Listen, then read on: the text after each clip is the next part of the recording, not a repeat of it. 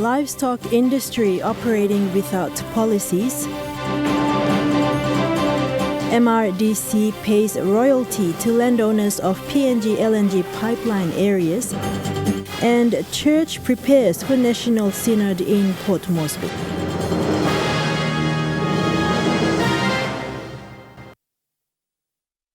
Good evening and welcome. This is Sunday's News. I'm Kilawani. The livestock industry is currently operating on a policy and regulatory vacuum. Livestock Development Corporation's Managing Director Terry Coim says it's about time the industry has a policy and an act. There is no law and no act of parliament regulating the livestock industry in the country. Everyone who is doing livestock business and livestock production, livestock activities in this country, they have been doing it on an ad hoc basis for the last, how many years, I don't know. Terry Coim is the Managing Director for Livestock Development Corporation.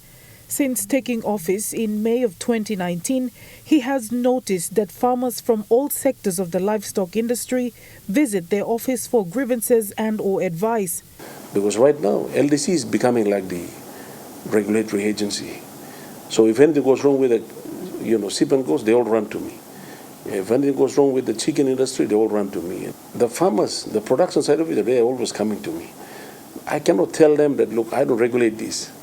I don't want to disappoint them, so I find ways to help them. So it's about time the country has a policy on this, and it also must have an act to regulate the industry. They have to create, an authority or an agency that will fully take charge of regulating the industry. Mr. Coim has welcomed a directive from Prime Minister James Marape for the creation of a livestock policy and an act. He is calling on the Acting Secretary for the Department of Agriculture and Livestock to work on the policy and the act. My agency is not about policy, it's about profit. So I hope the new Acting Secretary, with the Office of the Minister, they can roll this one out. The industry is growing and needs an agency specifically for regulatory purposes, as in the case of the commodity boards in the country. In all of the commodity boards that we have under the ministry, all of them have an act. LDC is the only one that has no act. So that's a bit of a concern for us. The Livestock Development Corporation is an agriculture company owned by the state. At present, its main objective is to rehabilitate the cattle industry in the country. However, it is not restricted to cattle farming only. Having invested resources in apiculture and other livestock projects, it is profitable. Shamin Poriambeb, National EMTV News. A combined dividend and royalty payment have been paid to the project landowners of the PNG LNG pipeline area. The payments were made by the Mineral Resources Development Company, or MRDC, in Hela yesterday. The landowners were urged to put an end to the ongoing tribal conflicts and work together for peace and development for all.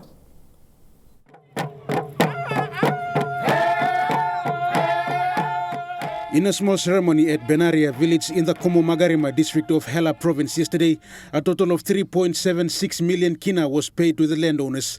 This payment is for the landowners from segments 2 and 3 of the PNG LNG pipeline license 4 area. The combined dividend and royalty payments was approved by the Gas Resources PNG LNG Pipeline Limited Board and paid by MRDC. Mibla working payment last year, 18 months ago, Mibla start long. Tail thread, Lokikori, Mibla finishing segment 6, segment 5. Now Mibla come long. Last them segment 3, 2, now 1, 2, established Lahapa. These payments come after the completion of bank accounts opening for each of the benefiting clan and the appointment of a director to the board. These payments made up 40% of the total royalty and equity available for them.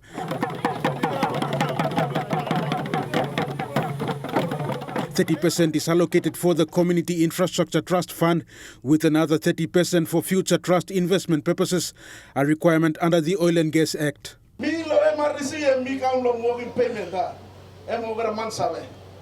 people are something through him, service masiham. Money you make and you miss our finish. After 1 week, Emma finish. And Manisa goes and you know, Nubla something. But service is important.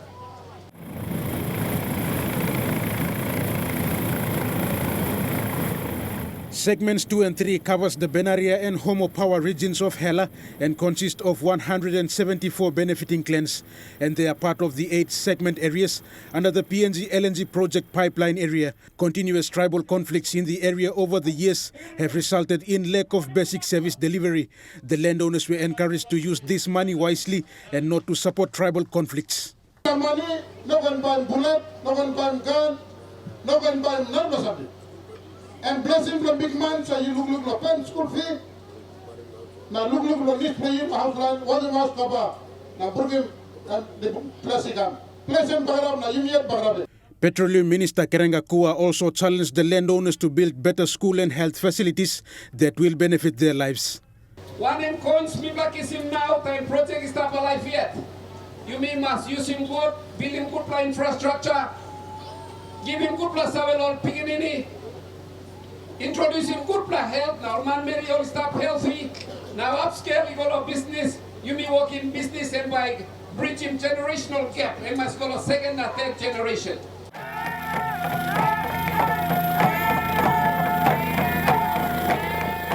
Rayan Lakingu National, MTV News. Komo Magarima MP Manasseh Makiba has highlighted the need for the district to work together with the landowners to provide vital services for the people. He says the 30% component of their equities will go towards funding major infrastructure projects in their area. With this funding, the district will assist to co-fund any development project initiated by the landowners. Now, Basina Mila touch him 30% and Bago stop inside.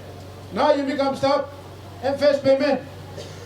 And Bago 40%, now 30%, not 30%, and Bago investment, long behind. Not 30% and by stop long. Make him legally work on some housing, na bridge, na this la. And Mila started in mid district. Lotidia do Mila Comagare, Mila ready. Long stop, lo saboting work, lo making this law project. And also Sabos pipeline company. Now directors only put him 100,000 lo work on classroom lo Benaria primary school or lo housing. People district but put in 100,000.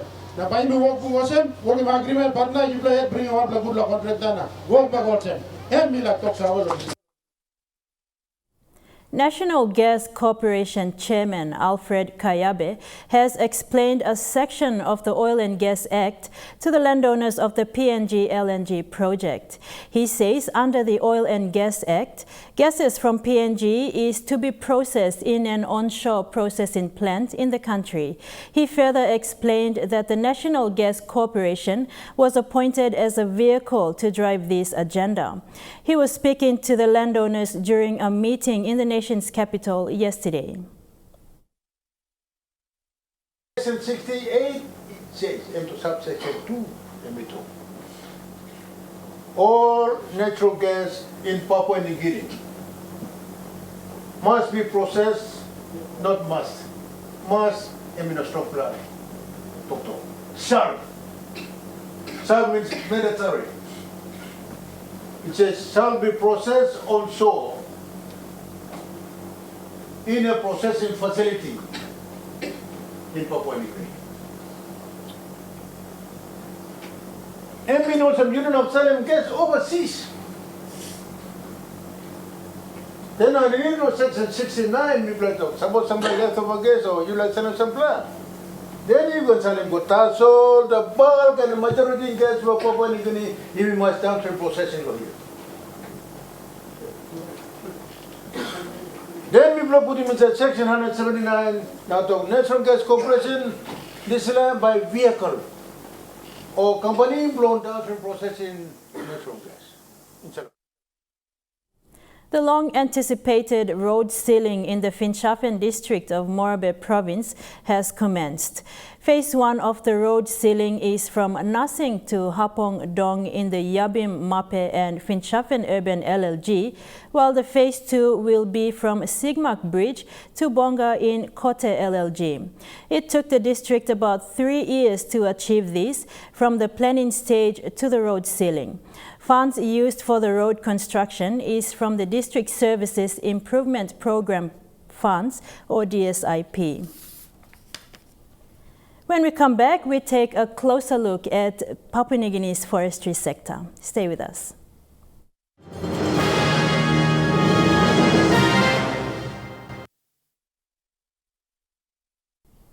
Welcome back. Papua New Guinea's forestry sector has been one that has had major foreign companies dominating the industry. Despite employment opportunities for many Papua New Guineans through the industry's operations in project areas, landowner concerns have been raised time and time again, with promised development projects not delivered. Concerns have also been raised with logging companies' permit license terms and conditions, with reports of companies still operating for years, although their licenses have expired.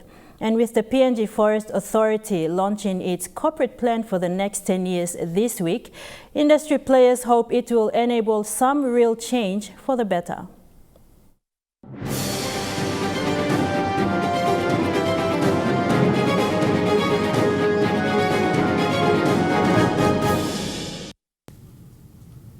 About 40% of Papua New Guinea's land is covered with timber-rich trees, whilst the domestic woodworking industry has been slow to develop. The country's timber industry was significantly not active in 1998 due to low world prices, but rebounded in 1999. The forestry sector, along with agriculture and fisheries, account for most of the labor force of PNG. Round log export has been the common practice, but the Marapen-led government is eyeing downstream processing in the future. You have the first opportunity to partner government into the downstream space. For if you are not in the mindset of partnering government in the downstream space, pack up today and leave our source. Concerns have been raised on deforestation in PNG, with an estimated rate of 1.4% of tropical forest being lost annually. This has mainly been blamed on illegal logging, which contributes to 70 to 90% of all timber exports, one of the highest rates in the world. Illegal logging is linked to corruption, environmental issues, and human rights concerns. And so licensing, particularly for dominant foreign logging companies, has been looked into to address illegal logging activities. This is part of charting the way forward for the forestry sector.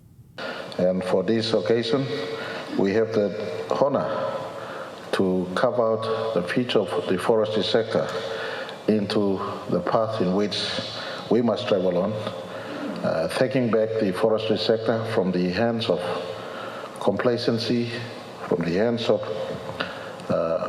corruption, perpetrated or real, taking it back from the hands of recklessness, taking it back from the hands of deprivation of our people in benefits. This was made known during the PNG Forest Authority's launching of its 2021 to 2030 corporate plan this week. I must admit, though, that it is an ambitious plan. The strategic priority areas, key result areas, and strategic activities outlined in the plan are broad and demand high level of proficiency in performance. The PNG Forest Authority was established in 1993 under the Forestry Act 1991, replacing the former Department of Forest and unified all provincial forest divisions and the Forest Industries Council. This restructuring resulted from the 1989 Barnett Commission of Inquiry into Forestry in Papua New Guinea. Whilst the mandate of PNGFA is to promote the management and wise utilization of PNG's forest resources is a renewable asset for the well-being of present and future generations, it was made known during the launching of the new corporate plan that there is a lot to be sorted out internally before dealing with external factors. I seek sufficient funding support to be invested in the implementation of these plans and its supporting strategies to improve monitoring and control of the development and utilization of PNG's forests to ensure sustainable management and of those resources and to improve sustainable wealth and revenue generation. There are many logging projects currently operating in the country. Some have ceased operations as landowners raised concerns on the legality of their operations as well as their commitment in fulfilling development projects as per agreements signed. Most recently, affected landowners in the Kikori-Baimuru logging project area of Gulf Province have claimed that the operator, Turama Forest Industries, a foreign-owned company, operated illegally between 1999 and 2019 as the operating license expired already back then. The landowner representatives demand the PNG Forest Authority to remove the Turama Forest Industries operations license immediately and be reissued to local logging company Kikori Forest Management Limited, as they say development projects promised under the TFI operations agreement have not been implemented after decades of logging operations. TFI ceased logging operations in the area in 2019, which the landowners also say was done inappropriately. And over 3.3 billion kina worth of development projects remain outstanding. In this timber permit, Turama has few projects stipulated as the state as the Turama's the contract obligations, timber permit obligations. Turama operated for almost 63 years in Gulf Province, almost 37 years in Turama TRP, and 26 years in 3FM areas, 63 years in Gulf. Within that duration, there's nothing to show for. There is no infrastructure and investment projects for the landowners. TFI failed by putting all these waterways owners, putting them up in a tree area. So all this time, each operation for 26 years, it was paying those waterway owners, denying our rights, our benefits whatsoever. Turama owing me, promise me no come up. Malkia money me papa ground. Papa blow DY. TFI have denied our rights, so me like him TFI go. I'm so me by need him, or me like him, me it by walking timber. Kikori Forest by making. Suppose me go operate the foreign countries like China or Malaysia. Suppose me no got permit by me operate. Without permit. Now, people go ask him status, how, why? All allow him to come operate with a review this permit. Similarly, landowners of the Lako Imila logging project in Abao and Rigo districts of Central Province are unhappy over foreign logging operations in the area, in which they claim there is illegal logging as the permit has expired already. Despite an agreement signed between the landowners and local logging company Kikori Forest Management Limited on Christmas Day last year, Malaysian-owned logging operator Kinmas, which was asked to move out as a result of the permit expiring, is still operating through Kupiano, in which the company has been harvesting logs in the area over the last decade. On Kupiano project, we have signed the deal with the landowners, the 22 ILGs in Kupiano, and the project agreement, the contract was signed on the 25th December on the 20th, 2020, on the 25th, 2020. Now that agreement stands with the landowners.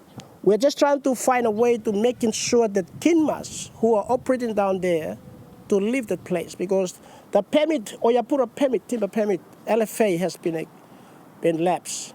So we try to get the LFA reviewed again and reissued to a Kikori Forest or a joint venture company.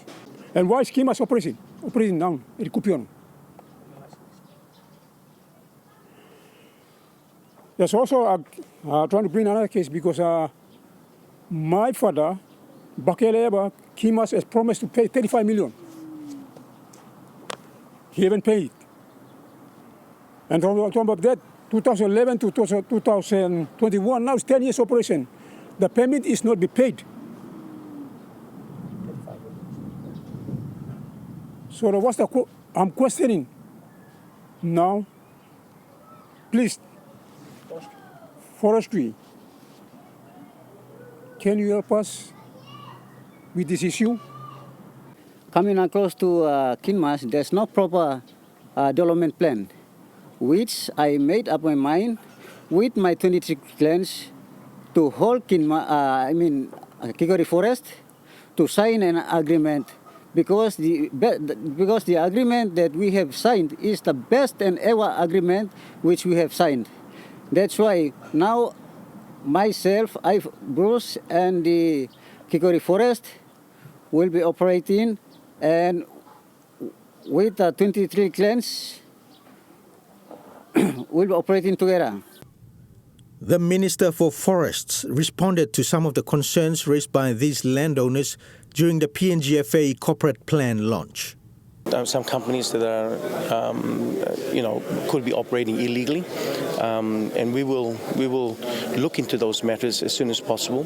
Once we've get our internal affairs sorted out, we will get there eventually, because we would like to see the industry participate fairly, where both the operator, developer, the landowners, and the country benefits from such operations. So challenges for the forest industry remain in terms of dealing with various logging companies or developers and the landowners concerned.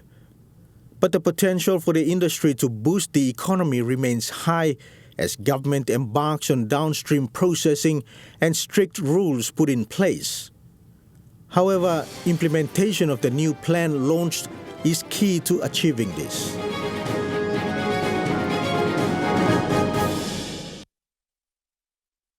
You're watching National EMTV News. More stories when we come back. Stay with us.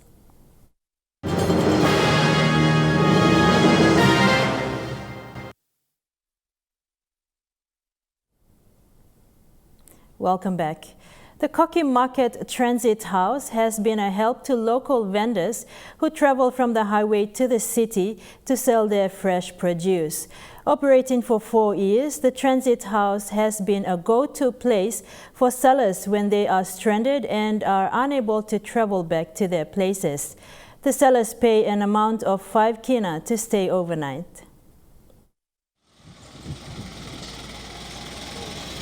All is well for the vendors who sell their fresh produce at Koki Market.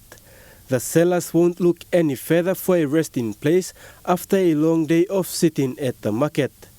James Evera, who manages the market, says this transit house accommodates sellers who have no relatives in the city and are stuck and unable to travel back to their villages. Evera says most sellers come from Central and Gulf provinces. We have village people coming as far as Abau, Domara, down to Gulf province. They come and sell their products. So when they sell the products, they have nowhere to go. If it's late, and they turn into the transit, pay 5 kina at the gate, the fee is 5 kina, then spend the night there. Evera added that in order to maintain peace for vendors at the transit, strict rules and regulations are also being enforced. He thanked the Minister for Moresby South for such initiative. In this transit, we have restrictions as well. There's no alcohol, no drunken person is going to be entertained, no gambling, no husband and wife who is not here. I don't accept it. Sellers add their view, saying they are happy that they save cost of traveling and finds the transit safer for them. Lucky you say mouse and stop close to the market, some plus a silip kirap na. Market na go back to place. Em good for house no hosem no em water na light tu ya no toilet tu so mattress tu hosem no mi sleep em house mi ama mas tu ya. Kilo Justin good plus red lo make him house na. Mi pla mamas lo kam sirib lo dis la house na mi pla market na simani na help him picking him blooming. Podivai National EMTV News. The Evangelical Lutheran Church in Papua New Guinea was born on the 12th of July, 1886, when the first German missionary landed on the shores of Simbang village in Finchafen, Moresby province. Centuries on, the church is preparing to host its 33rd National Synod, the highest decision-making body for the church, in Port Moresby from January 9th to the 15th, 2022, to address various issues. The Synod will be based on the theme, "As for me and my family, we will serve the Lord," which seems significantly important at a time when PNG is faced with social, economic and political challenges amidst the COVID-19 crisis.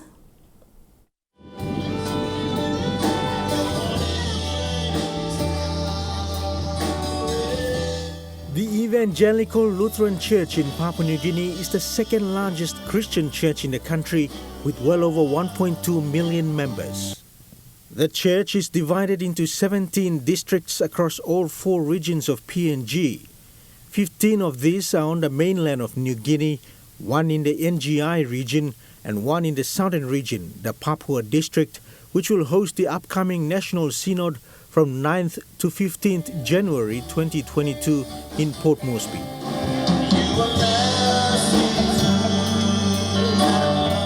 Preparations are well underway for hosting the Synod, where over 1,000 delegates are expected to participate. The Sir John Guy Stadium Indoor Complex will be the venue for the Synod, whilst accommodation areas for the delegates are also being organized. Yesterday, the Synod Central Committee, organizers of the ELC PNG 33rd Synod, held a media conference in Port Moresby to provide an update of the preparations for the Synod. So in preparation, we've secured St. George Guy Stadium to commence that Synod.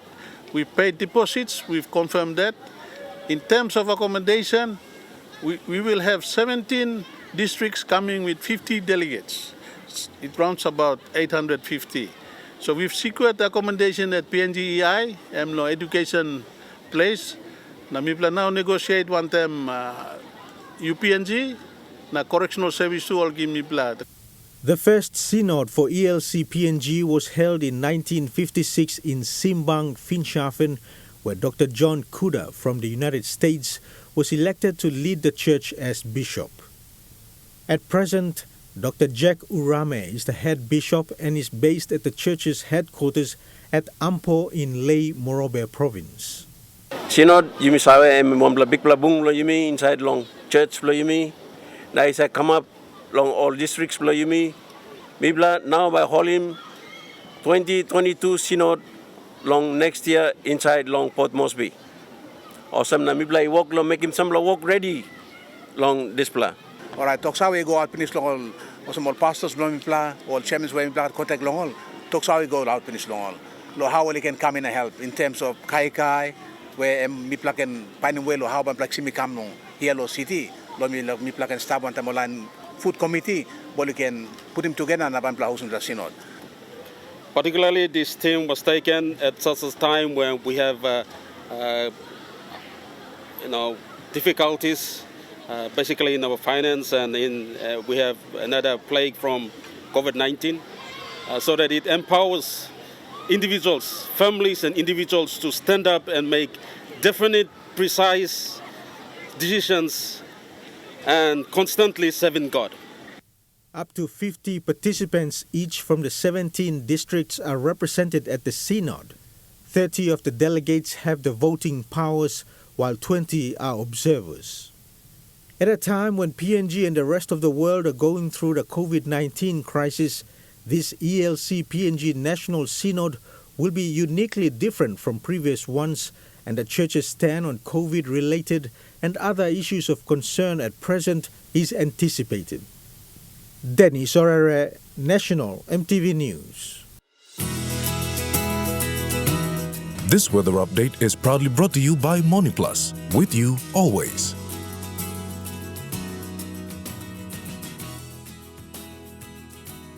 Weather forecast for tonight. Southern region, Port Moresby and Popondetta, partly cloudy with chances of light showers and drizzles. Daru, mostly fine and windy. Kerema, cloudy with few showers. Alotau, mostly fine, partly cloudy periods. Momase region, Ley, few showers with possible thunderstorms. Medang and Wewak, partly cloudy with few showers. Vanimo, cloudy periods with some showers. For the New Guinea Islands region, Lorengau, partly cloudy with few showers. Kavieng, few showers with possible thunderstorms. Kokopo, Rabaul, few showers with possible thunderstorms. And Kimbe and Buka, cloudy with some showers and possible thunderstorms. And for the Highlands region, Mount Hagen, partly cloudy with some showers. Mendi, Wabeg, Gorka and Kundiawa, cloudy with some showers and light variable winds.